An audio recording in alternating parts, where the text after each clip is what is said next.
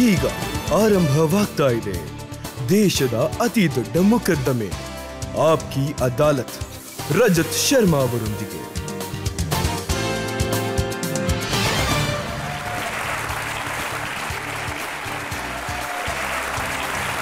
ನಮಸ್ಕಾರ, ಆಪ್ಕಿ ಅದಾಲತ್ಗೆ ನಿಮಗೆ ಸ್ವಾಗತ. ಆಪ್ಕಿ ಅದಾಲತ್ನಲ್ಲಿ ಇವತ್ತಿನ ನಮ್ಮ ಅತಿಥಿ ಒಬ್ರು ಎಂಥ ತಾರೆ ಅಂತಂದ್ರೆ ಅವರು 40 ವರ್ಷಗಳ ಕಾಲ ನಮ್ಮ ಹೃದಯ ಸಾಮ್ರಾಜ್ಯವನ್ನ ಆಳಿದ್ದಾರೆ. ಒಬ್ರು ಫಿಲ್ಮ್ ಸ್ಟಾರ್ ಆಗಿ, ಒಬ್ರು ಡ್ಯಾನ್ಸರ್ ಆಗಿ, ಒಬ್ರು ಡೈರೆಕ್ಟರ್ ಆಗಿ, ಮತ್ತೀಗ ಮೆಂಬರ್ ಆಫ್ ಪಾರ್ಲಿಮೆಂಟ್ನ ರೂಪದಲ್ಲಿ.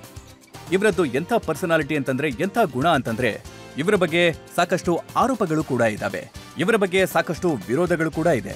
ಬನ್ನಿ ಹಾಗಿದ್ರೆ ಶುರು ಮಾಡೋಣ ಇವತ್ತಿನ ಮೊಕದ್ದಮೆಯನ್ನ.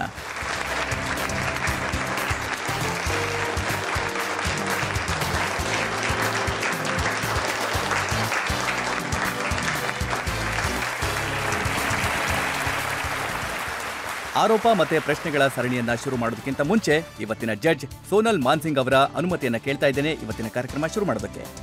ಅನುಮತಿ ಇದೆ, ಶುರು ಮಾಡಿ. ಮೊಕದ್ದಮೆಯನ್ನ ಶುರು ಮಾಡೋಣ. ಆಪ್ಕಿ ಅದಾಲತ್ನಲ್ಲಿ ಮೊದಲ ಆರೋಪ ಫಿಲ್ಮ್ ಸ್ಟಾರ್ ಹೇಮಾ ಮಾಲಿನಿ ಅವರ ಮೇಲೆ. ಆಪ್ಕಿ ಅದಾಲತ್ನಲ್ಲಿ ಸೂಪರ್ ಸ್ಟಾರ್ ಹೇಮಾ ಮಾಲಿನಿ ಅವರ ಮೇಲಿರುವ ಆರೋಪವೆಂದರೆ ಇವರಿಗೆ ತುಂಬಾ ಬೇಗ ಸಿಟ್ಟು ಬರುತ್ತದೆ ಎಂಬುದು.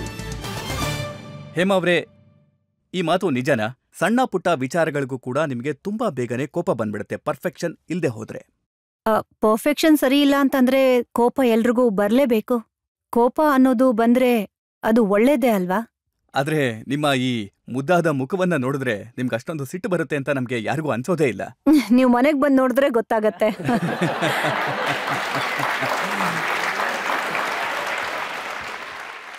You must know from my servants what they go through. ಕೇವಲ ಸರ್ವೆಂಟ್ಸ್ ಯಾಕಂದ್ರೆ ನಾನು ಪರ್ಫೆಕ್ಷನಿಸ್ಟ್ ಅಲ್ವಾ, so I drill them out. ನನ್ಗೆ ಪ್ರತಿಯೊಂದ್ರಲ್ಲೂ ಪರ್ಫೆಕ್ಷನ್ ಇರ್ಬೇಕು, ಅದಕ್ಕೋಸ್ಕರ ಎಲ್ಲಿ ಏನ್ ಹೇಳೋದಾದ್ರು. ನೀವು ಧರ್ಮೇಂದ್ರ ಅವ್ರಿಗೂ ಬೈತೀರಾ? ಇಡೀ ಕುಟುಂಬದವ್ರಿಗೆಲ್ರಿಗೂ, ಮಕ್ಳಿಗೂ ಎಲ್ರಿಗೂ. ಒಂದ್ ವೇಳೆ ಮಕ್ಕಳು ಡಯಟ್ ನ ಸರಿಯಾಗಿ ಫಾಲೋ ಮಾಡ್ಲಿಲ್ಲ ಅಂದ್ರೆ ಅವರು ಕೂಡ ಬೈಸ್ಕೋತಾರೆ. ಮಕ್ಳಿಗೆ ಸ್ವಲ್ಪ ಪ್ರೀತಿಯಿಂದ ಮಾತಾಡ್ಬೇಕಾಗತ್ತೆ, ಯಾಕಂದ್ರೆ ಇನ್ನು ಮಕ್ಕಳಲ್ವಾ. ನೀವು ಸಣ್ಣವರಿದ್ದಾಗ ನೀವು ಬೈಸ್ಕೋತಾ ಇದ್ರ? ಹೇಗೆ ನೀವು ಈಗ ಬೈತಾ ಇದ್ರಲ್ಲ ಹಾಗೆ? ತುಂಬಾ ಬೈಗಳ ಸಿಗ್ತಾ ಇತ್ತು. ನಮ್ಮಮ್ಮ ತುಂಬಾ ಸ್ಟ್ರಿಕ್ಟ್ ಆಗಿದ್ರು ನನ್ ಜೊತೆ. And I am very thankful to her, ಯಾಕಂದ್ರೆ ಅವರಿಂದಾನೇ ಇವತ್ತು ನಾನು ಏನಿದ್ದೀನೋ ಅದು. ನಿಮಗೆ 5 ವರ್ಷದ ವಯಸ್ಸಿದಾಗ ನಿಮ್ಮ ಕಾಲ್ಗಳಿಗೆ ಗೆಜ್ಜೆಯನ್ನ ಕಟ್ಟಿದ್ರು. ನನ್ನ ತಾಯಿಗೆ ನಾನೊಬ್ಳು ಡಾನ್ಸರ್ ಆಗ್ಬೇಕು ಅನ್ನೋದಿತ್ತು. ಅದಕ್ಕೋಸ್ಕರ ಯಾವ ದಾರಿ ತೋರಿಸ್ಬೇಕಿತ್ತೋ ಆ ದಾರಿ ತೋರಿಸಿದಾರೆ ನನ್ಗೆ. ಆದ್ರೆ 5 ವರ್ಷದ ಹುಡುಗಿ ಒಂದೇ ಸಲ ಟೋಟಲಿ ಡೆಡಿಕೇಟೆಡ್ ಡಾನ್ಸರ್ ಅಂತೂ ಆಗೋದಕ್ಕಾಗಲ್ಲ.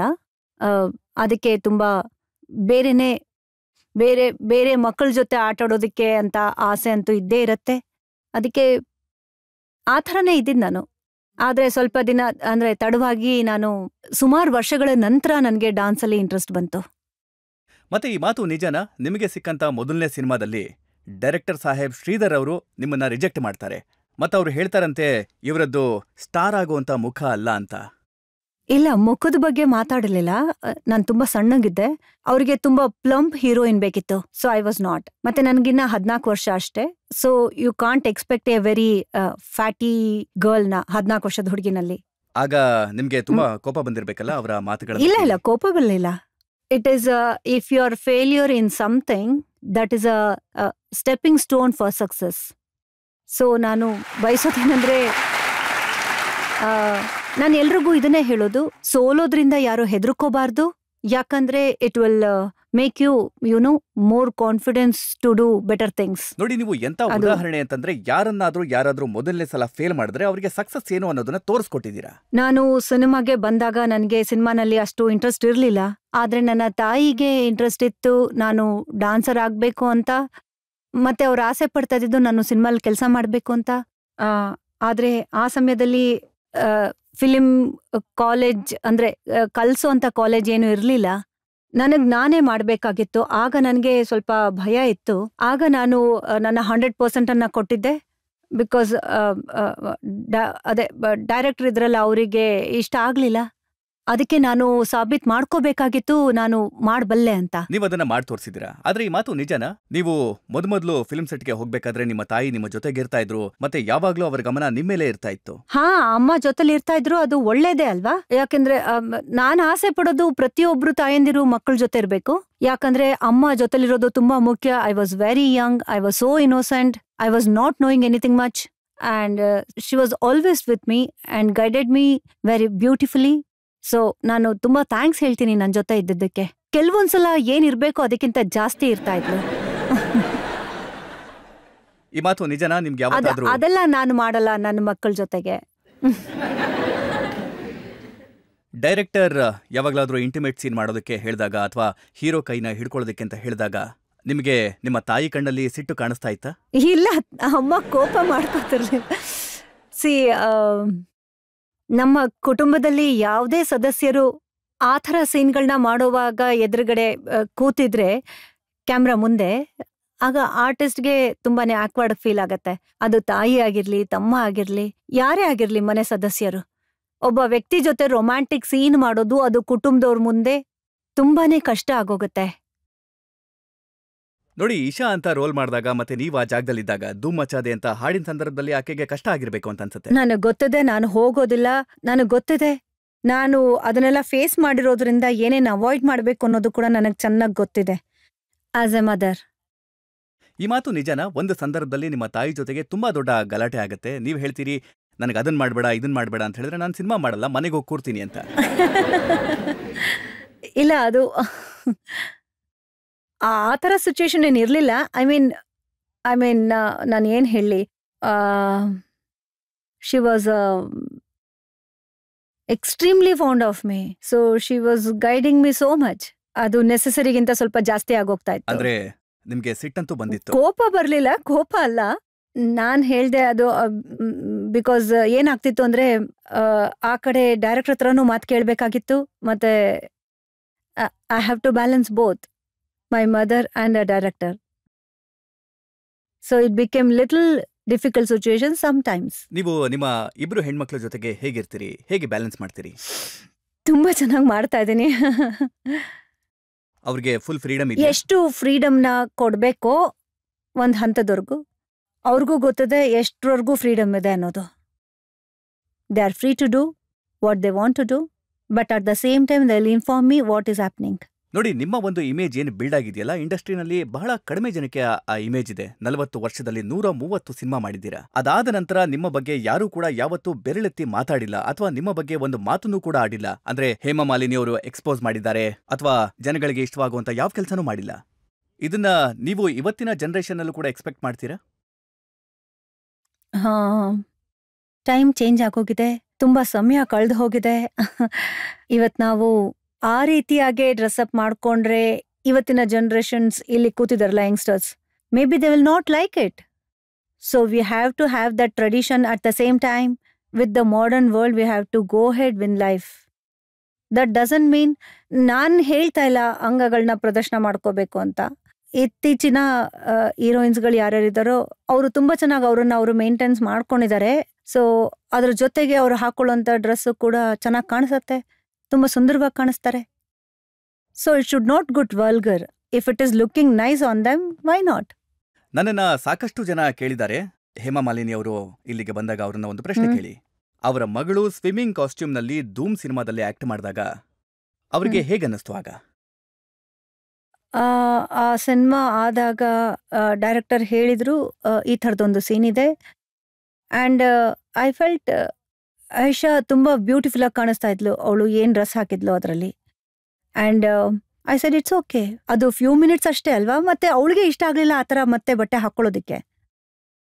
ಆದ್ರೆ ನೀವು ಯಾವ ರೀತಿ ಡಿಸಿಪ್ಲಿನ್ ಅಲ್ಲಿ ಇದ್ರೋ ಅದೇ ರೀತಿ ಅವ್ರನ್ನ ಟ್ರೈನ್ ಮಾಡಿದ್ರಿ. ಯಾವ ರೀತಿಯ ಡ್ಯಾನ್ಸಿಂಗ್ ಡಿಸಿಪ್ಲಿನ್ ಅಲ್ಲಿ ನೀವಿದ್ರೋ ಹಾಗೆ.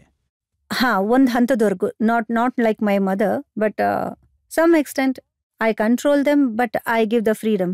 C I am trying to balance all the things. ನನ್ನ ತಾಯಿ ಜೊತೆ ನಾನು ಅನುಭವಿಸಿದ್ದು ಮತ್ತೆ ನಾನು ನನ್ನ ಮಕ್ಕಳ ಜೊತೆ ಹೇಗಿರ್ಬೇಕು ಅನ್ನೋದು. ನಾನ್ ಕೇಳ್ಪಟ್ಟೆ ಈಶಾ ತುಂಬಾ ತಿನ್ನೋದಕ್ಕೆ ಶುರು ಮಾಡಿ ದಪ್ಪ ಆದಾಗ, ವೆಯ್ಟ್ ಜಾಸ್ತಿ ಆದಾಗ ನೀವು ಆಕೆಗೆ ತುಂಬಾ ಬಯೋದಿಕ್ ಶುರು ಮಾಡಿದ್ರಿ. ಇಲ್ಲ, ಅವಳೇ ವೆಯ್ಟ್ ಅನ್ನ ಕಮ್ಮಿ ಮಾಡ್ಕೊಂಡ್ಲು.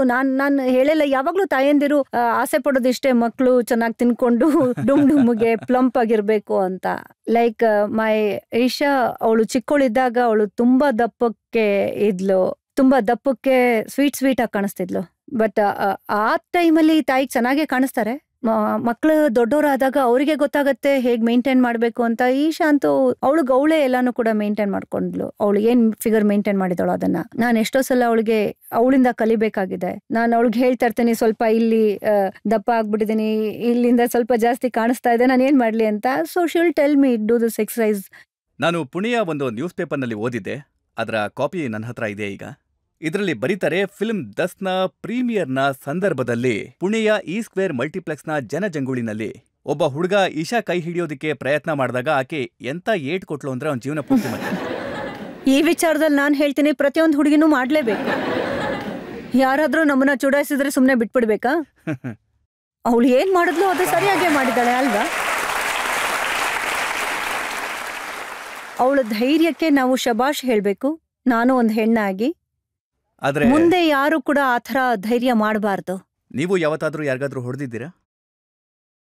ನೋಡಿ, ಈಶಾ ಹೊಡೆದಿದ್ದು ಅದು ತುಂಬಾ ಜಾಸ್ತಿ ಪಬ್ಲಿಸಿಟಿ ಆಗೋಯ್ತು. ಯಾಕಂದ್ರೆ ಇವತ್ತಿನ ಮೀಡಿಯಾ ತುಂಬಾ ಜಾಸ್ತಿ ಎಲ್ಲಾನು ಕೂಡ ಜಾಸ್ತಿ ಮಾಡ್ತಾರೆ. ಆದ್ರೆ ಮುಂಚೆ ಇಷ್ಟಿರ್ಲಿಲ್ಲ. ಹೇಳ್ಬೇಕಂದ್ರೆ ನಾನು ತುಂಬಾ ಸಲ ಹೊಡೆದಿದ್ದೀನಿ. ಆ ಟೈಮಲ್ಲಿ ನಾನು ತುಂಬಾ ಒಳ್ಳೆ ಬ್ಯಾಂಗಲ್ಸ್ ಹಾಕೋತಾ ಇದ್ದೆ, ಗೋಲ್ಡ್ದು. ಅದ್ರಲ್ಲಿ ಒಂದು ಗುದ್ದಿದ್ರೆ ಸಾಕಾಗ್ತಾ ಇತ್ತು. ಪಬ್ಲಿಕ್ನಲ್ಲಿ ಯಾರಾದ್ರೂ ತಲೆಹರಟೆ ಮಾಡಿದಕ್ಕೆ ಮಾತ್ರ ಹೊಡೆದಿದ್ದೀರಾ ಅಥವಾ ಯಾರಾದ್ರೂ ಹೀರೋಗೂ ಕೂಡ ಹೊಡೆದಿದ್ದೀರಾ? ಇಲ್ಲ, ಅದು ಸಿನಿಮಾನಲ್ಲಿ ಮಾಡಿದ್ದೀನಿ ಅಷ್ಟೇ. ನೋಡಿ, ನಾವು ಕೇಳ್ಪಟ್ಟಿದ್ವಿ ಸಾಕಷ್ಟು ಹೀರೋಗಳು ನಿಮ್ಗೆ ಪ್ರಪೋಸ್ ಮಾಡಿದ್ರು ಅಂತ. ಕೆಲವೊಮ್ಮೆ ಸಂಜೀವ್ ಕುಮಾರ್ ಅವರ ಹೆಸರು ಬರ್ತಿತ್ತು, ಕೆಲವೊಮ್ಮೆ ಜಿತೇಂದ್ರ ಅವರ ಹೆಸರು ಬರ್ತಿತ್ತು. ಇದೆಲ್ಲ ತುಂಬಾ ಹಳೆ ವಿಷಯ. ನೀವೀಗ ಐ ಥಿಂಕ್ ನೀವು ಸ್ವಲ್ಪ ಮುಂದೆ ಹೋಗ್ಬೇಕು. ಇವತ್ತಿನ ಹೀರೋಗಳಲ್ಲಿ ಯಾರ ಹೆಸರು ತಗೊಳ್ಳಿ?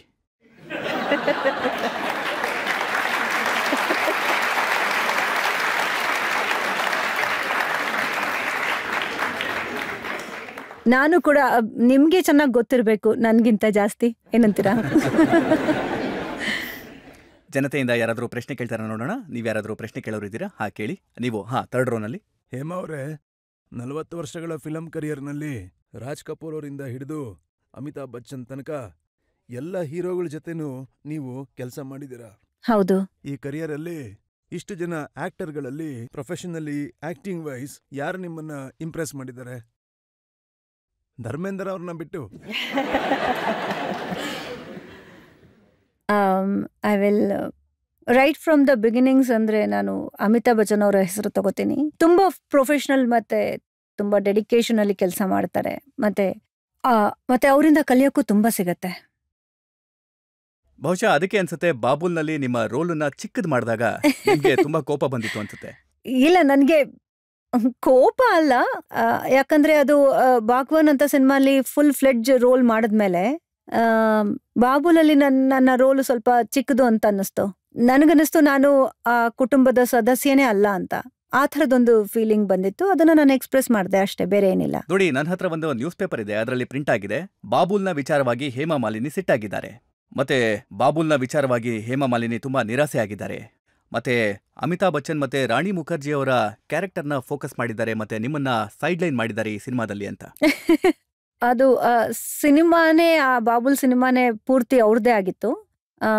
ಆದ್ರೆ ನನಗೆ ಏನ್ ಎಕ್ಸ್ಪ್ರೆಸ್ ಮಾಡಿದ್ನೋ ಅದು ಸ್ವಲ್ಪ ಅದಕ್ಕಿಂತ ಜಾಸ್ತಿನೇ ಪಬ್ಲಿಷ್ ಮಾಡ್ಬಿಟ್ಟಿದ್ದಾರೆ.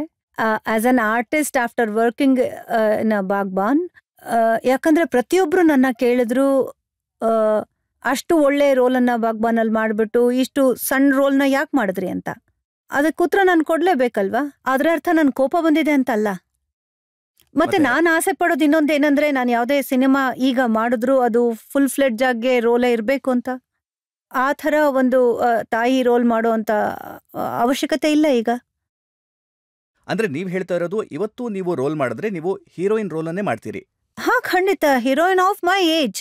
ನಾನು ಈಗ ಯಾವ ವಯಸ್ಸಲ್ಲಿದ್ದೀನೋ, ನಮ್ಮ 50+ ವಯಸ್ಸಲ್ಲೂ ಕೂಡ ತುಂಬಾನೇ ಘಟನೆಗಳಿದೆ, ಒಳ್ಳೊಳ್ಳೆ ಸ್ಟೋರೀಸ್ಗಳಿದಾವೆ. ಅದನ್ನ ನಾನು ಹೇಳೋಕ್ ಇಷ್ಟಪಡ್ತಾ ಇರೋದು. ಯಾಕಂದ್ರೆ ನಮ್ಮ ಫಿಲಂ ಇಂಡಸ್ಟ್ರಿನಲ್ಲಿ ರೊಮ್ಯಾಂಟಿಕ್ ಸಿನಿಮಾ ಮಾಡ್ಬೇಕು ಅಂದ್ರೆ ಕೇವಲ ಟೀನೇಜರ್ಸ್ ಮತ್ತೆ ಯಂಗ್ಸ್ಟರ್ಸ್ ನ ತಗೊಂಡ್ ಮಾಡ್ತಾರೆ. and it is possible those kind of things and many other ತುಂಬಾನೇ ಸಿಚುಯೇಷನ್ಸ್ ನಮ್ಮಲ್ಲೂ ನಡೀತಾ ಇರತ್ತೆ. ಸೊ ಆ ತರ ತಗೊಂಡು ಸಿನಿಮಾ ಮಾಡ್ಬೋದಲ್ಲ. ನಿಶಬ್ದಲ್ಲಿ ಅಮಿತಾಬ್ ಬಚ್ಚನ್ ಅವ್ರು ಮಾಡಿರೋ ರೋಲ್ ಅಂದ್ರೆ ಒಬ್ಬ ಮುದುಕ 17 ವರ್ಷದ ಹುಡುಗಿ ಜೊತೆ ಪ್ರೀತಿ ಮಾಡುವಂತದ್ದು. ಒಂದು ವೇಳೆ ಇದನ್ನ ರಿವರ್ಸ್ ಮಾಡಿದ್ರೆ ಇಂತಹ ಕತೆ ಮಾಡೋದಕ್ಕೆ ನೀವು ಸಿದ್ಧ? ನಾನ್ ಖಂಡಿತ ಮಾಡ್ತೀನಿ.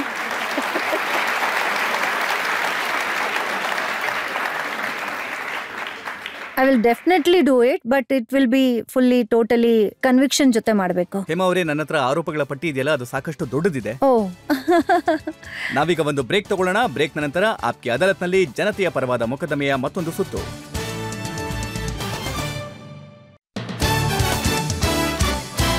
ಆಪ್ಕಿ ಅದಾಲತ್ನಲ್ಲಿ ನಾವಿವತ್ತು ಜನತೆಯ ಪರವಾಗಿ ಪ್ರಶ್ನೆಗಳನ್ನ ಕೇಳ್ತಾ ಇದ್ದೇವೆ, ಸ್ಪಷ್ಟನೆಯನ್ನ ಕೇಳ್ತಾ ಇದ್ದೇವೆ ಫಿಲ್ಮ್ ಸ್ಟಾರ್ ಹೇಮಾ ಮಾಲಿನಿ ಅವರಿಂದ. ಆಪ್ಕಿ ಅದಾಲತ್ನಲ್ಲಿ ಮುಂದಿನ ಆರೋಪ ಹೇಮಾ ಮಾಲಿನಿ ಅವರ ಮೇಲೆ. ಆಪ್ಕಿ ಅದಾಲತ್ನಲ್ಲಿ ಸೂಪರ್ ಸ್ಟಾರ್ ಹೇಮಾ ಮಾಲಿನಿಯವರ ಮೇಲಿರುವ ಆರೋಪವೆಂದರೆ ಇವರಲ್ಲಿ ಆರೋಗೆನ್ಸ್ ತುಂಬಿದೆ ಎಂಬುದು. ಹೇಮಾ ಅವರೇ, ನೀವು ಎಷ್ಟು ಸುಂದರವಾಗಿ ಸಾಧಾರಣವಾಗಿ ಕಾಣಿಸ್ಕೊಳ್ತೀರಿ ಅಲ್ಲ. ಇದನ್ನ ನೋಡಿ ಜನರು ಅನ್ಕೊಳ್ತಾರೆ ನೀವು ಸೀದಾ ಸಾದಾ ಸೌತ್ ಇಂಡಿಯನ್ ಅವರು, ಯಾರಿಗೂ ಏನೂ ಹೇಳೋದಿಲ್ಲ. ಆದ್ರೆ ಫಿಲ್ಮ್ ಇಂಡಸ್ಟ್ರಿನಲ್ಲಿ ತುಂಬಾ ಜನ ಹೇಳ್ತಾರೆ ಒಳಗಿಂದ ನೀವು ತುಂಬಾನೇ ಆರೋಗೆಂಟ್ ಅಂತ. ಅದಕ್ಕೇನ್ ಮಾಡ್ಲಿ? ಇವರು ಸೀತಾ ಅಲ್ಲ, ಮೇಲಿಂದ ಸೀತಾ ತರ ಕಾಣಿಸ್ತಾರೆ, ಅದ್ರ ಒಳಗೆ ಗೀತಾ ಅಂತ. ಸಮ್ಟೈಮ್ಸ್ ಇಂಥ ಇಮೇಜ್ ಕೆಲ್ಸಕ್ಕೆ ಬರತ್ತೆ ನೋಡಿ. ಆ ಸಂದರ್ಭದಲ್ಲಿ ನಿಮ್ಮ ಸಿನಿಮಾಗಳು ಹಿಟ್ ಆಗಿತ್ತಲ್ಲ, ಜಾನಿ ಮೇರಾ ನಾಮ್ ಹಿಟ್ ಆಗಿತ್ತು, ಸೀತಾ ಗೀತಾ ಹಿಟ್ ಆಗಿತ್ತು ನೋಡಿ. ಅದಾದ ನಂತರ ನಿಮ್ಮ ಲಿವಿಂಗ್ ರೂಮ್ನಲ್ಲಿ ಪ್ರೊಡ್ಯೂಸರ್ಗಳ ಲೈನ್ ನಿಂತಿರ್ತಾ ಇತ್ತಂತೆ. ಮತ್ತೆ ಹಾಲಲ್ಲಿ ಹೆಚ್ಚು ಕಡಿಮೆ 100 ಜನ ಪ್ರೊಡ್ಯೂಸರ್ಗಳು ನಿಮ್ಮ ಡೇಟ್ ತಗೊಳ್ಳೋದಕ್ಕೆ ಅಂತ ನಿಂತಿರ್ತಾ ಇದ್ರಂತೆ. ಮತ್ತೆ ನೀವು ತಯಾರಾಗಿ ಕೆಳಗಡೆ ಇಳಿದು ನೇರವಾಗಿ ನಿಮ್ಮ ಗಾಡಿನಲ್ಲಿ ಹೋಗಿ ಕೂತು ಯಾರನ್ನು ನೋಡ್ತಾ ಇರ್ಲಿಲ್ವಂತೆ. ನಾನು ಯಾಕೆ ನೋಡ್ತಿರ್ಲಿಲ್ಲ ಅಂದ್ರೆ ಬೇರೆ ಪ್ರೊಡ್ಯೂಸರ್ ಅಲ್ಲಿ ವೆಯ್ಟ್ ಮಾಡ್ತಾ ಇದ್ರು. ಇನ್ನು ನಾನು ತಲುಪಿಲ್ಲ ಅಂತ ಅವ್ರು ಬೈತಾ ಇದ್ರು, ಅದಕ್ಕೋಸ್ಕರ ಆದ್ರೂ ಹೋಗ್ಲೇಬೇಕಿತ್ತಲ್ಲ. ಆದ್ರೆ ಇಂಪ್ರೆಷನ್ ಹೇಗಿದೆ ಇಂಡಸ್ಟ್ರಿನಲ್ಲಿ ಅಂತಂದ್ರೆ, ಯಾವಾಗೆಲ್ಲ ತುಂಬಾ ದೊಡ್ಡ ಸ್ಟಾರ್ಗಳು ಸಂಕಷ್ಟದಲ್ಲಿ ಸಿಕ್ಕಾಕೊಂಡಾಗ ನೀವು ಮುಂದೆ ಹೋಗಿ ಅವರಿಗೆ ಸಹಾಯ ಮಾಡಿದಿರ. ಈ ಕಥೆಗಳನ್ನು ಕೂಡ ನಾವು ಕೇಳಿದೀವಿ ನೋಡಿ. ಯಾವಾಗ ದೇವ್ ಸಾಹೇಬ್ರ ಸಿನಿಮಾ ಜೀನತ್ ಅಮ್ಮನ್ ಜೊತೆಗೆ ಹಿಟ್ ಆಗ್ಲಿಲ್ವೋ, ಆಗ ನೀವು ಅವ್ರಿಗೆ ಆಫರ್ ಮಾಡ್ತೀರಿ, ಮತ್ತೆ ಅವ್ರಿಗೆ ಸಹಾಯ ಮಾಡ್ತೀರಿ, ಅವ್ರ ಜೊತೆ ರೋಲ್ ಮಾಡ್ತೀರಿ. ನನಗೆ ಬರೋ ಅಂತ ಸಿನಿಮಾ ಆಫರ್ ಬರ್ತಾ ಇತ್ತಲ್ಲ, ಆ ಹೀರೋ ಅವರ ಕೆರಿಯರ್ ಸಕ್ಸಸ್ಫುಲ್ ಇದೆಯೋ ಇಲ್ವೋ ನಾನು ಅದನ್ನೆಲ್ಲ ನೋಡ್ತಾ ಇರ್ಲಿಲ್ಲ. ಯಾಕಂದ್ರೆ ನಾನು ಸೈನ್ ಮಾಡಿರ್ತಿದ್ದೆ, ನಾನು ಮಾಡ್ತಾ ಇದ್ದೆ. ಆ ಪಿಕ್ಚರ್ ಹಿಟ್ ಆಗ್ತಾ ಇತ್ತು, ಅದು ಬೇರೆ ವಿಷಯ. ಅದನ್ ಬಿಟ್ಟು ಅವರ ಕೆರಿಯರ್ ಡೌನ್ ಆಗ್ತದೆ ಅದಕ್ಕೆ ನಾನು ಹೋಗಿ ಸಹಾಯ ಮಾಡ್ತೀನಿ ಅಂತ I am not a god anything. It's just happens. ಯಾರಾಗಿದ್ರು ಆಗಿರ್ಬೋದು. ಅದು ನಾನು ಎಲ್ಲರ ಜೊತೆ ಕೆಲಸ ಮಾಡ್ತಿದ್ದೆ. ಯಾರೆಲ್ಲ ಕರಿಯರ್ ಡೌನ್ ಆಗ್ತಾ ಆದ್ರೆ ಈಗ ಈ ಟೈಮಲ್ಲಿ ಅದನ್ನ ಅನಲೈಸ್ ಮಾಡಿದ್ರೆ ಹಾಗ ಅನ್ನಿಸ್ಬೋದು, but it is not fact. ನೋಡಿ, ಈಗ ಒಂದ್ ವೇಳೆ ವಾಪಸ್ ಹೋಗಿ ಅಮಿತಾಬ್ ಬಚ್ಚನ್ ಅವರ ಬಾಗ್ಬನ್ ಸೂಪರ್ ಹಿಟ್ ಆದ್ರೆ ಅದರ ದೊಡ್ಡ ಕ್ರೆಡಿಟ್ ಕೂಡ ನಿಮಗೆ ಸಲ್ಲುತ್ತೆ. ಹೌದಾ? I am so happy about it. ನೋಡಿ, ಬಾಗ್ಬಾನ್ ಸಿನಿಮಾನಲ್ಲಿ ತುಂಬಾ ವರ್ಷಗಳ ನಂತರ ನಮ್ಮಿಬ್ಬರನ್ನು ಒಟ್ಟಿಗೆ ನೋಡುವಂತ ಅವಕಾಶ ಸಿಕ್ತು. ಮತ್ತೆ ಜನಗಳಿಗೆ ಇಷ್ಟನೂ ಆಯ್ತು. ಅಂಡ್ ಸ್ಟೋರಿ ಏನಿದೆ ಅಂದ್ರೆ ಕತೆ ಚೆನ್ನಾಗಿಲ್ಲ ಅಂತಂದ್ರೆ ಸಿನಿಮಾ ಹಿಟ್ ಆಗೋಕ್ ಸಾಧ್ಯನೇ ಇಲ್ಲ. ಮತ್ತೆ ಕತೆ ತುಂಬಾ ಚೆನ್ನಾಗಿತ್ತು. ಈಗಿನ ಕಾಲದ ಮಕ್ಕಳೇನಿದ್ದಾರೆ ಅವರು ಅಪ್ಪ ಅಮ್ಮ ಜೊತೆ ಹೇಗ್ ನಡ್ಕೋತಾರೆ, ಅದರಲ್ಲೂ ಮುಖ್ಯವಾಗಿ ಫಾರಿನ್ ಕಂಟ್ರೀಸ್ ಅಲ್ಲಿ ಆ ವಿಚಾರದ ಬಗ್ಗೆ ಆ ಕತೆ ಇದ್ದಿದ್ದು. ಮತ್ತೆ ಅದರಲ್ಲಿ ಅಮಿತ್, ನಮ್ಮಿಬ್ರದ್ದು ಏನಿತ್ತು, ಅಮಿತ್ ಸರ್ ಮತ್ತೆ ಜೊತೆಲಿ ಒಟ್ಟಿಗಿದ್ವಿ, ಕೆಲಸ ಮಾಡಿದ್ವಿ, ಅದು ಎಲ್ರಿಗೂ ಜನಗಳಿಗೆ ಇಷ್ಟ ಆಯ್ತು. And it is new and fresh for the people to see. ನೋಡಿ, ಒಂದು ಸಿನಿಮಾ ಇದೆಯಲ್ಲ, ಅಪ್ಪ ಅಮ್ಮಂದಿರು ಮಕ್ಕಳಿಗೆ ಹೊಡೆದು ತೋರಿಸಿದ್ದಾರೆ. ಹೊಡೆದುನಾ? ಹಾ, ಜೊತೆಗೆ ಬಾಗ್ಬಾನ್ CD ಕೂಡ ತಗೊಂಡ್ ಹೋಗ್ತಾ ಇದ್ರು, ಜೊತೆಗೆ ತಮ್ಮ ಜೊತೆನಲ್ಲೇ ಇಟ್ಕೋತಾರೆ. ಅದೊಂದು ದೊಡ್ಡ ನಿಧಿ ಅನ್ನೋ ರೀತಿನಲ್ಲಿ. ಮತ್ತೆ ಮಕ್ಕಳು ಏನಾದ್ರು ಹೆಚ್ಚು ಕಡಿಮೆ ಮಾಡಿದ್ರೆ ಅವ್ರಿಗೆ ಹೇಳ್ತಾ ಇದ್ರಂತೆ, ನೋಡು ನಿನ್ಗತಿ ಹೀಗೆ ಆಗೋದು. But it's a nice na. I'm very happy to work in this film and people loved me so much and it's a nice message, very beautiful message ಆ ಸಿನಿಮಾಯಿಂದ. ನಾನೊಂದು ರಹಸ್ಯವನ್ನ ನಿಮ್ಮಿಂದ ತಿಳ್ಕೊಳ್ಳೋದಕ್ಕೆ ಇಷ್ಟಪಡ್ತೀನಿ. ನೋಡಿ, ಬಹಳ ಕಡಿಮೆ ಜನಕ್ಕೆ ಈ ವಿಚಾರ ಗೊತ್ತಿದೆ. ಯಾವ ಸ್ಟಾರ್ ಜೊತೆಗೆ ಇತ್ತೀಚೆಗೆ ಅಮಿತಾಬ್ ಬಚ್ಚನ್ ಅವ್ರ ಜೊತೆಗೆ ಕಂಪ್ಯಾರಿಸನ್ ಮಾಡ್ತಾರೋ ಅದು ಶಾರುಖ್ ಖಾನ್. ಅವರಿಗೆ ಫಿಲ್ಮ್ ಇಂಡಸ್ಟ್ರಿನಲ್ಲಿ ಮೊದಲ ಚಾನ್ಸ್ ಕೊಟ್ಟಿದ್ದು ನೀವಂತೆ. ಹೌದು, ಖಂಡಿತ. ದಿಲ್ ಆಶ್ನ ನಾನು ಮಾಡ್ತಾ ಇದ್ದೆ, ಅದಕ್ಕೊಬ್ರು ಹೀರೋ ಬೇಕಾಗಿತ್ತು. ಆ ಸಮಯದಲ್ಲಿ ಟೆಲಿವಿಷನ್ ಅಲ್ಲಿ ಅವರ ಒಂದು ಸೀರಿಯಲ್ ಒಂದು ಬರ್ತಾ ಇತ್ತು, Fauji. So I was very impressed. He was so sweet, so nice. I said, very young and good looking boy. ಅದಕ್ಕೆ ನಾನು ಅಂದೆ, ಇವನ್ ಬೇಕು ನನ್ನ ಸಿನಿಮಾಗೆ ಅಂತ, ಸಿನಿಮಾ ಮಾಡಕ್ಕೆ. ಮತ್ತೆ ನಾವು ಕಾಲ್ ಮಾಡಿದ್ವಿ, ಅವರು ಬಾಂಬೆಗೆ ಬಂದಿದ್ರು. ಮತ್ತೆ ನೀವು ಮರ್ತ್ ಹೋಗಿದ್ದೀರಾ ಅನ್ಸುತ್ತೆ. ನಾನು ಹೇಳ್ತೀನಿ. ನೀವು ಶಾರುಖ್ ಖಾನ್ಗೆ ಫೋನ್ ಮಾಡಿ ನಾನು ಹೇಮಾ ಮಾಲಿನಿ ಮಾತಾಡ್ತಾ ಇದ್ದೀನಿ ಅಂತ ಹೇಳಿದಾಗ ಅವ್ರಿಗೆ ನಂಬಿಕೆನೇ ಬರ್ಲಿಲ್ಲ. ಯಾಕೆ ಕಾಲ್ ಎಳಿತಾ ಇದ್ದೀರಾ ಅಂತ ಹೇಳಿದ್ರಂತೆ. ಮತ್ತೆ ನಾವು ಅವ್ರಿಗೆ ನನ್ನ ನಂಬರ್ ಕೊಟ್ಟು ವಾಪಸ್ ಕಾಲ್ ಮಾಡಿ ಅಂತ ಹೇಳ್ದೆ. ಮತ್ತೆ ಅವರು ಬಂದ ಮೇಲೆ he came and then I narrated the story to him and he liked it. And ಧರ್ಮಜಿ ಅವ್ರಿಗೂ ಹೇಳ್ದೆ, see I'm going to take him as the hero. So he said is very nice. ಮತ್ತೆ ನೀವು ಪೂರ್ತಿ ವಿಷಯ ಹೇಳ್ತಾ ಇಲ್ಲ. ನನಗಿಂತ ಜಾಸ್ತಿ ನಿಮಗೆ ಗೊತ್ತಿದೆ.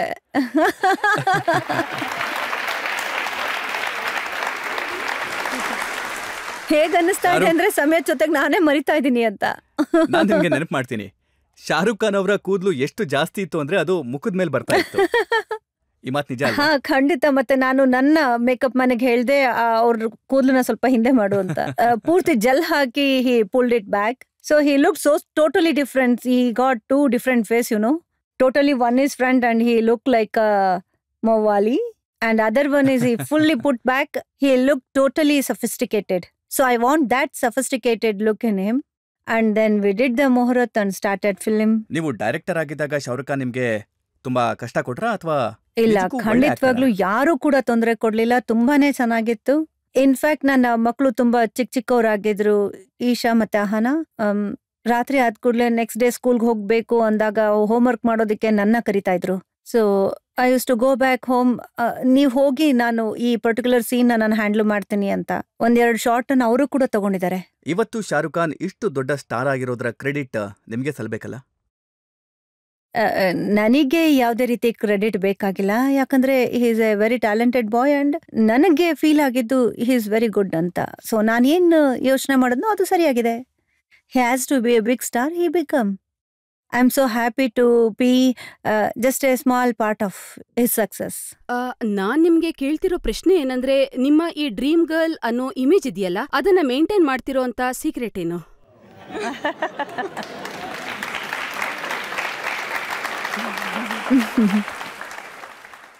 ಹಾಗನ್ಸತ್ತ ನಾನು ಮೇಂಟೈನ್ ಮಾಡ್ತಿದ್ದೀನಿ ಅಂತ?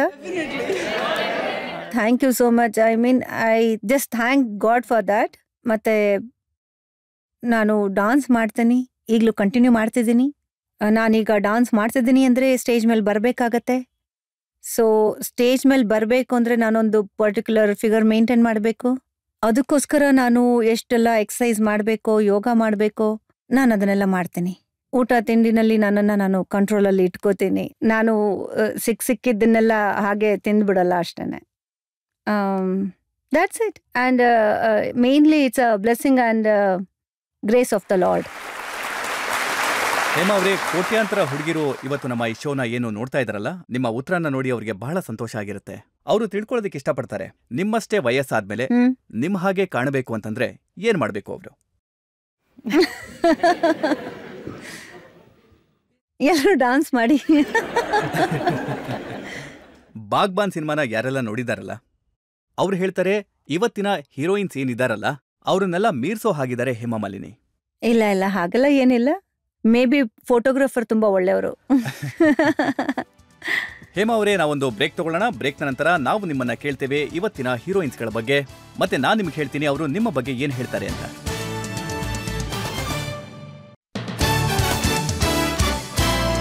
ಆಪ್ಕಿ ಅದಾಲತ್ನಲ್ಲಿ ಇವತ್ತು ಕಟಕಟೆಯಲ್ಲಿರೋದು ಸೂಪರ್ ಸ್ಟಾರ್ ಹೇಮಾ ಮಾಲಿನಿ. ಆಪ್ಕಿ ಅದಾಲತ್ನಲ್ಲಿ ಮುಂದಿನ ಆರೋಪ ಹೇಮಾ ಮಾಲಿನಿ ಅವರ ಮೇಲೆ.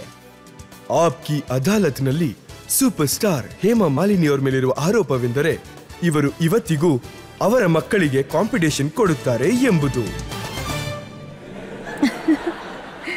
ಹೇಮಾ ಅವರೇ ನೋಡಿ, ಫಿಲ್ಮ್ ಸ್ಟಾರ್ಗಳು ನಿಮ್ಮ ಮಗಳನ್ನ ಅಂದ್ರೆ ಇಶಾ ಅವರನ್ನ ಭೇಟಿ ಮಾಡೋದಕ್ಕೆ ಅಂತ ಹೋದಾಗ ಏನ್ ಹೇಳ್ತಾರೆ ಅಂತಂದ್ರೆ, ಸಲ್ಮಾನ್ ಖಾನ್ ಅಂತ ಸ್ಟಾರ್ ಹೇಳ್ತಾರೆ, I am in love with your mother. ಆ ತರ ತಮಾಷೆ ಮಾಡ್ತಾರೆ ಜನಗಳು. ಅದನ್ನ ನಾವು ಸತ್ಯ ಅನ್ಕೊಂಡು ನಾವು ನಂಬ್ಕೊಂಡ್ರೆ ಅದು it's a stupidity on my part. ನಾನ್ ಕೇಳ್ಪಟ್ಟೆ ಜಾನ್ ಅಬ್ರಹಾಂ ಇಶಾ ಅವ್ರ ಹತ್ರ ಹೇಳಿದ್ರಂತೆ, your mother is the hottest star. ಅವ್ನ್ ಯಾಕೆ ಹಾಗೆ ಹೇಳ್ತಾನೆ ಅಂದ್ರೆ, ಬಾಬುಲಲ್ಲಿ ನಾನು ಕೆಲಸ ಮಾಡುವಾಗ ನಾನು ಸ್ವಲ್ಪ ಜಾಸ್ತಿ ಅವನ್ನ ಕಂಫರ್ಟಬಲ್ ಫೀಲ್ ಮಾಡಿಸಿದ್ದೆ ಅದಕ್ಕೆ. ನೋಡಿ, ಇವತ್ತಿನ ಹೀರೋಯಿನ್ಸ್ ಏನಿದಾರಲ್ಲ ಅವರು ನಿಮ್ಮನ್ನ ನೋಡಿ ಸ್ವಲ್ಪ ಹೊಟ್ಟೆ ಉರಿ ಪಟ್ಕೋತಾ ಇರ್ಬೋದು. ಯಾಕಂದ್ರೆ ಇವತ್ತು ಕೂಡ ಅವರು ನಿಮ್ಮ ಹಾಗೆ ಕಾಣಿಸ್ಕೊಳ್ಳೋದಿಕ್ ಸಾಧ್ಯ ಆಗ್ತಿಲ್ಲ. ಸೌಂದರ್ಯ ಏನಿದೆಯೋ ಅದು ದೇವ್ರು ಕೊಟ್ಟಿರೋ ಅಂಥದ್ದು. ಅದನ್ನ ಮೇಂಟೈನ್ ಮಾಡೋದು ನಮ್ಮ ಕರ್ತವ್ಯ. ನಾನು ಆ ಹೀರೋಯಿನ್ಗಳ ಹೆಸರನ್ನ ಹೇಳೋದಿಲ್ಲ, ಅವರು ನಿಮ್ಮ ವಯಸ್ಸಿಗೆ ಬಂದಾಗ ಅವರು ಹೇಗೆ ಕಾಣಿಸ್ಕೊಳ್ತಾರೆ ಅಂತ ಹೇಳಕ್ಕಾಗಲ್ಲ. ಹಾಗಾದ್ರೆ ಒಳ್ಳೇದಲ್ವಾ, ನಾನೊಂದು ಎಕ್ಸಾಂಪಲ್ ಆಗಿದ್ದೀನಿ. People can follow me and make themselves look good. ನೋಡಿ, ನನ್ನ ಹತ್ರ ಯಾರೋ ಒಬ್ರು ಹೇಳಿದ್ರು, ನೀವು ಇಷ್ಟು ಸುಂದರವಾಗಿ ಕಾಣಿಸ್ಕೊಳ್ಳೋದಕ್ಕೆ ಕಾರಣ ಏನು ಅಂತಂದ್ರೆ ನಿಮ್ಮ ಮನಸ್ಸು ಕೂಡ ಅಷ್ಟೇ ಸುಂದರವಾಗಿದೆ, ಮತ್ತೆ ನೀವು ಇವತ್ತಿಗೂ ಅಷ್ಟೇ ರೊಮ್ಯಾಂಟಿಕ್ ಆಗಿದ್ದೀರಾ, ನೀವು 18 ವರ್ಷದಲ್ಲಿದ್ರಲ್ಲ ಹಾಗೆ. ರೊಮ್ಯಾಂಟಿಕ್ ಅಂತೂ ಇರಲೇಬೇಕು.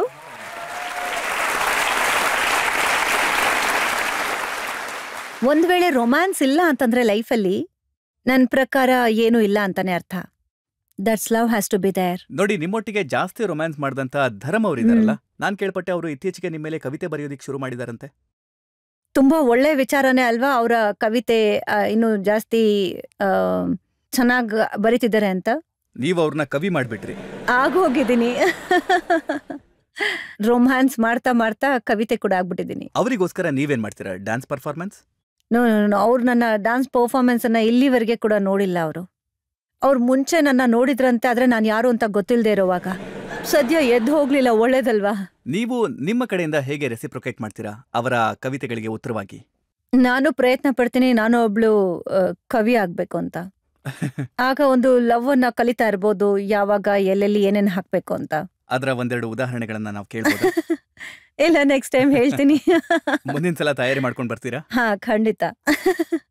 ನೀವು ಮೊದಲನೇ ಸಲ ಧರ್ಮ್ ಅವರನ್ನ ಭೇಟಿ ಮಾಡಿದಾಗ ನಿಮ್ಗೆ ಅನ್ಸಿತ್ತಾ ನನ್ನ ಜೀವನಕ್ಕೆ ಬರುವಂತ ವ್ಯಕ್ತಿ ಈತ ಅಂತ? ನಿಮ್ಗೆ ಭಯ ಆಗಿತ್ತಾ ಆಗ? ನೀವು ಪ್ರೀತಿಸಿರುವಂತ ವ್ಯಕ್ತಿ ಬಗ್ಗೆ ಆಲ್ರೆಡಿ ಸಾಕಷ್ಟು ಚರ್ಚೆಗಳು ನಡೀತಾ ಇದೆ ಸಮಾಜದಲ್ಲಿ ಅಂತ. ಇಲ್ಲ, ನಾನು ಅವ್ರನ್ನ ಮೊದಲನೇ ಸಲ ಮೀಟ್ ಮಾಡಿದಾಗ ಇವರೇ ನನ್ನ ಜೀವನ ಸಂಗಾತಿ ಆಗ್ತಾರೆ ಮುಂದೆ ಅಂತ ನಾನು ಯೋಚನೆ ಕೂಡ ಮಾಡಿರ್ಲಿಲ್ಲ. ಅದು ಆಮೇಲೆ ತುಂಬಾ ವರ್ಷಗಳ ನಂತರ ಆಗೋಯ್ತು. ಮತ್ತೆ ಏನಾಯ್ತಲ್ಲ, ಅದ್ರ ಬಗ್ಗೆ ನಿಮ್ ತಂದೆಗೆ ತುಂಬಾ ಸಿಟ್ಟಿತ್ತಂತೆ. ಅದು ತುಂಬಾ ಸ್ವಾಭಾವಿಕ, ಯಾಕಂದ್ರೆ ಅವ್ರಿಗಾಗ್ಲೇ ಮದ್ವೆ ಆಗಿತ್ತು. ಚರಸ್ ಸಿನಿಮಾ ಶೂಟಿಂಗ್ ಆಗ್ತಾ ಇತ್ತು ಮೋಲ್ಟಾದಲ್ಲಿ. ಮತ್ತೆ ಒಂದು ಗಾಡಿ ಇತ್ತು, ಹಿಂದಿನ ಸೀಟ್ನಲ್ಲಿ 3 ಜನ ಕೂರ್ಬೇಕಾಗಿತ್ತು. ಈ ಕಥೆ ಎಲ್ಲ ನಿಮಗೆಲ್ಲಿಂದ ಸಿಗತ್ತೆ? ಮತ್ತೆ ನಿಮ್ಮ ತಂದೆಯವರು ನಿಮ್ಮಿಬ್ರು ಮಧ್ಯದಲ್ಲಿ ಕೂರುವಂತ ಪ್ರಯತ್ನ ಮಾಡಿದ್ರು.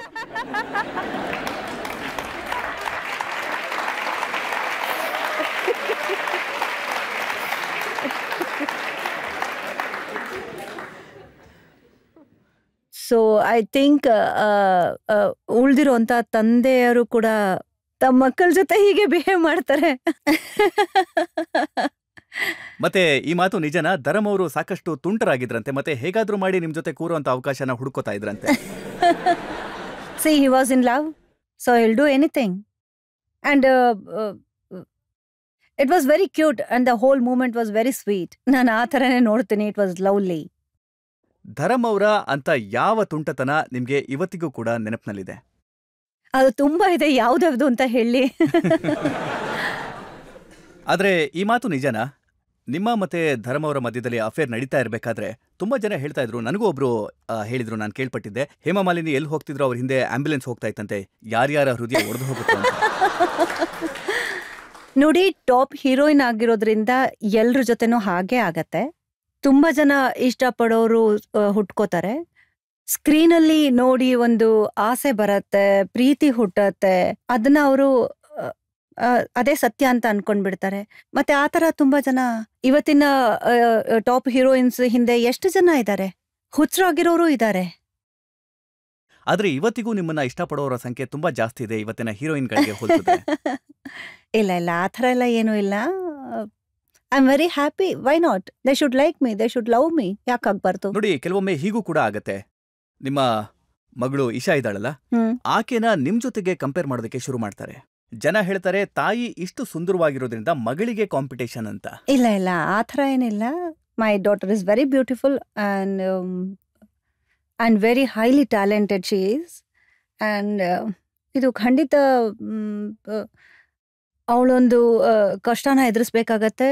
ಯಾಕಂದರೆ ನಾನು ಒಬ್ಳು ಫಿಲಮ್ ಸ್ಟಾರ್, ಇವಾಗಲೂ ಫಿಲ್ಮಲ್ಲಿ ಕೆಲಸ ಮಾಡ್ತಾ ಇದ್ದೀನಿ. ಆ ಕಾರಣದಿಂದ ಯಾವ ಪ್ಯಾರೆಂಟ್ಸ್ ಸಕ್ಸಸ್ಫುಲ್ ಇದ್ದಾರೋ ಅವರ ಮಕ್ಕಳಿಗೆ ತುಂಬಾ ಪ್ರಾಬ್ಲಮ್ ಇರುತ್ತೆ, ಅವ್ರಿಗೆ ತುಂಬ ಕಾಂಪಿಟೇಷನ್ ಆಗೋಗುತ್ತೆ. ಅನ್ನೆಸೆಸರಿಲಿ ಅವ್ರ ತಂದೆ ತಾಯಿನೇ ಆಗೋಗ್ತಾರೆ. It is not required. And public ಏನಿದಾರೋ ಅವರು ತುಂಬಾ ಜಾಸ್ತಿ ಕಂಪೇರ್ ಮಾಡೋಕ್ ಶುರು ಮಾಡ್ತಾರೆ. ಅದು ತುಂಬಾ ದೊಡ್ಡ ತಪ್ಪು. ಅದು ಹಾಗೆ ಮಾಡ್ಲೇಬಾರ್ದು. ನನಗೆ 40 ವರ್ಷ ತಗೊಳ್ತು ಇವತ್ತು ನಾನು ಏನಿದ್ದೀನೋ ಈ ಪರಿಸ್ಥಿತಿಗೆ ಇದಾಗೋದಿಕ್ಕೆ. ಇಲ್ಲ ಹೇಮಾ ಹೌದು. ಅವ್ರೆ, ನಿಮ್ಗೆ ಕೇವಲ 2 ವರ್ಷ ಬೇಕಾಯ್ತು ಅಷ್ಟೇ. ಜಾನಿ ಮೇರಾ ನಾಮ್ ರಿಲೀಸ್ ಆಗ್ತಿದ್ದಾಗೆ ನೀವು ಸೂಪರ್ ಸ್ಟಾರ್ ಆಗ್ಬಿಟ್ರಿ. ಇಲ್ಲ ಬೇರೆ ನೋಡಿ, ಮಿಕ್ಕವರಿಗೆಲ್ಲ ಇಲ್ಲಿ ತನಕ ತಲುಪೋದಕ್ಕೆ 40 ವರ್ಷ ಆಗತ್ತೆ, ನಿಮಗೆಲ್ಲ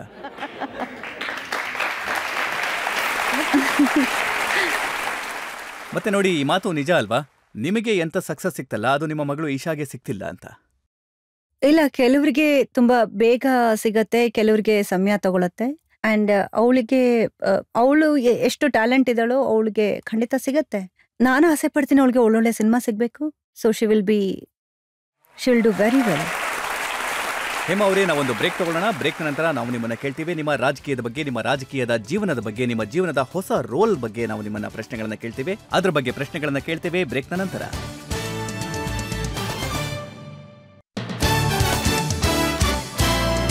ಆಪ್ಗೆ ಅದಾಲತ್ನಲ್ಲಿ ನಾವಿವತ್ತು ಜನತೆಯ ಪರವಾಗಿ ಪ್ರಶ್ನೆಗಳನ್ನ ಕೇಳ್ತಾ ಇದ್ದೇವೆ. ಮೊಕದ್ದಮೆಯನ್ನ ಹೂಡಿದ್ದೇವೆ ಹೇಮಾ ಮಾಲಿನಿ ಅವರ ಮೇಲೆ. ಆಪ್ಗೆ ಅದಾಲತ್ನಲ್ಲಿ ಮುಂದಿನ ಆರೋಪ ಹೇಮಾ ಮಾಲಿನಿ ಅವರ ಮೇಲೆ.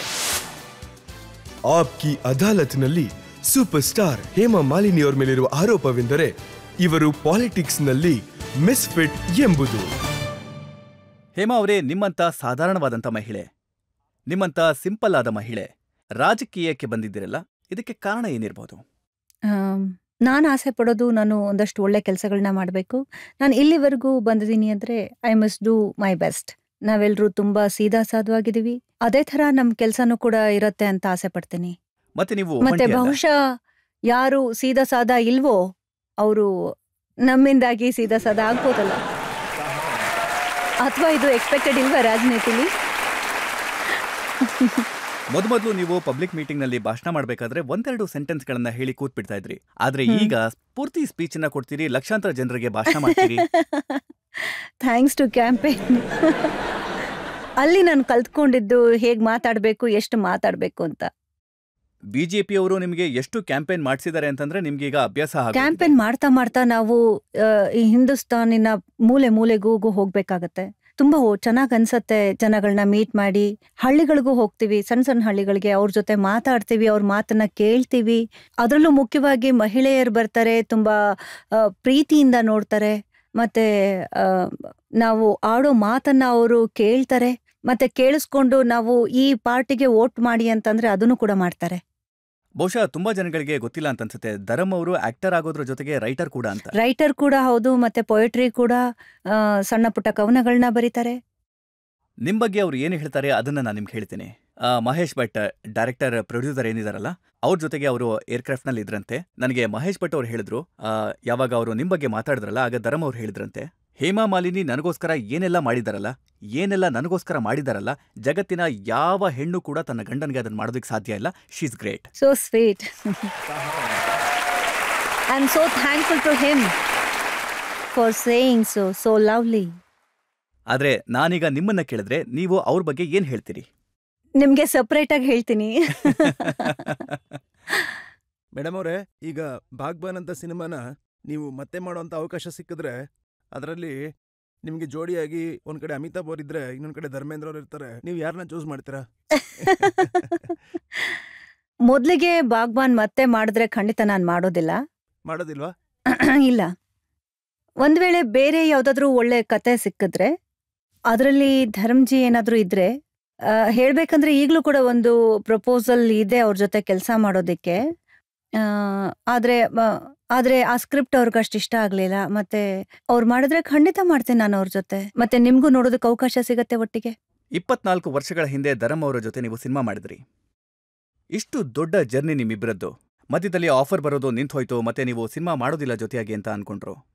ಇಲ್ಲ, ಆಫರ್ ಬಹುಶಃ ಇತ್ತು, ಆದ್ರೆ ನಮ್ಗೆ ಮಾಡ್ತಾ ಇರ್ಲಿಲ್ಲ ನಾವು. ನಮ್ಗೊಂಥರ ಸ್ವಲ್ಪ ಅನ್ಕಂಫರ್ಟಬಲ್ ಫೀಲ್ ಆಗ್ತಿತ್ತು. ಇವಾಗ್ಲೂ ಗೊತ್ತಿಲ್ಲ ಹೇಗಾಗತ್ತೋ ಏನೋ.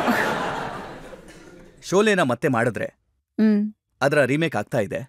ನಿಮಗೆ ಆಫರ್ ಮಾಡಿದ್ರೆ ಯಾವ ರೋಲನ್ನ ಪ್ಲೇ ಮಾಡೋದಕ್ಕೆ ಇಷ್ಟಪಡ್ತೀರಾ? ಮತ್ತೆ ಅದೇ ಬಸಂತಿ ರೋಲ? ಅಜ್ಜಿ ರೋಲು.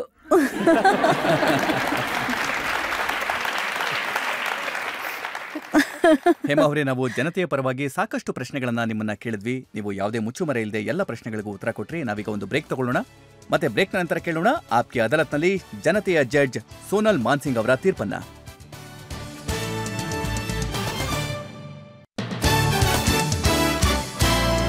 ಆಪ್ಗೆ ಅದಾಲತ್ನಲ್ಲಿ ನಾವು ಹೇಮಾ ಮಾಲಿನಿ ಅವರಿಂದ ಸ್ಪಷ್ಟನೆಯನ್ನ ತಗೊಂಡ್ವಿ. ಅವರ ಆರೋಗ್ಯನ್ಸ್ ಬಗ್ಗೆ ನಾವು ಅವರನ್ನ ಕೇಳಿದ್ವಿ, ಅವರ ಫಿಲ್ಮ್ ಕರಿಯರ್ನ ಬಗ್ಗೆ, ಮತ್ತೆ ನಾವು ಅವರನ್ನ ಕೇಳಿದ್ವಿ ರಾಜಕೀಯದಲ್ಲಿ ಅವರು ಮಿಸ್ಫಿಟ್ ಆದಂತ ಬಗ್ಗೆ, ಮತ್ತೆ ನಾವು ಅವರನ್ನ ಕೇಳಿದ್ವಿ ಧರ್ಮಜಿ ಅವರ ಬಗ್ಗೆ ಕೂಡ.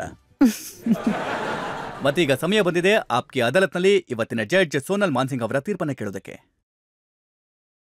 ನೀವು ಒಬ್ಬ ಸಶಕ್ತ, ಜಾಗರೂಕ, ಸಂವೇದನಾಶೀಲೆ, ಚುರುಕು ಬುದ್ಧಿಯುಳ್ಳ ಕಲಾ ರಸಿಕೆ ಮಹಿಳೆಯಾಗಿದ್ದೀರಾ.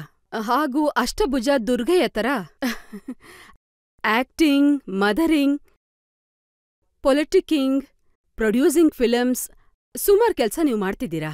ಸೋಷಿಯಲ್ ಆಕ್ಟಿವಿಸಂನಿಂದ ಬಾಲಿವುಡ್ನ ಕನಿಷ್ಠ ಪಕ್ಷ 1-2 ಸಿನಿಮಾ ಮಾಡೋದ್ರ ಮೂಲಕ ನೀವು ಮುಖ್ಯ ಸಂದೇಶ ನೀಡ್ಬೇಕು. ಮತ್ತೆ ನೀವೇನ್ ಹೇಳ್ತಿದ್ದೀರಾ ಅವೆಲ್ಲ ವಿಷಯಗಳು ಅದ್ರಲ್ಲಿ ಬರ್ಲಿ.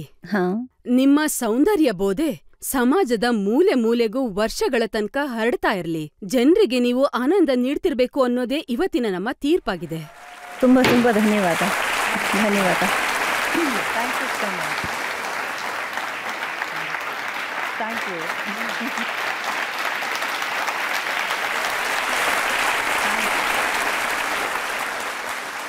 ಇದೇ ನಂಬಿಕೆಯೊಂದಿಗೆ, ಇದೇ ವಿಶ್ವಾಸದೊಂದಿಗೆ ಹೇಗೆ 40 ವರ್ಷಗಳಿಂದ ಹೇಮಾ ಮಾಲಿನಿ ಅವರು ಜನರ ಮನಸ್ಸನ್ನ ಗೆದ್ದಿದ್ದಾರೋ, ಮುಂದಿನ ದಿನಗಳಲ್ಲೂ ಕೂಡ ಹೇಮಾ ಮಾಲಿನಿ ಅವರು ಇನ್ನಷ್ಟು ವರ್ಷಗಳು ಹೀಗೆ ನಮ್ಮ ಜನರ ಮನಸ್ಸನ್ನ ಗೆಲ್ತಾ ಇರಲಿ, ಜನರ ಪ್ರೀತಿ ವಿಶ್ವಾಸವನ್ನ ಗಳಿಸ್ತಾ ಇರಲಿ ಅಂತ ಹೇಳ್ತಾ ಇವತ್ತಿನ ಕಾರ್ಯಕ್ರಮ ಮುಗಿಸ್ತಾ ಇದ್ದೇವೆ. ಮುಂದಿನ ವಾರ ಮತ್ತೆ ಭೇಟಿಯಾಗೋಣ ಮತ್ತೊಬ್ಬರು ಹೊಸ ವ್ಯಕ್ತಿಯೊಂದಿಗೆ. ಅಲ್ಲಿ ತನಕ ನಮಸ್ಕಾರ.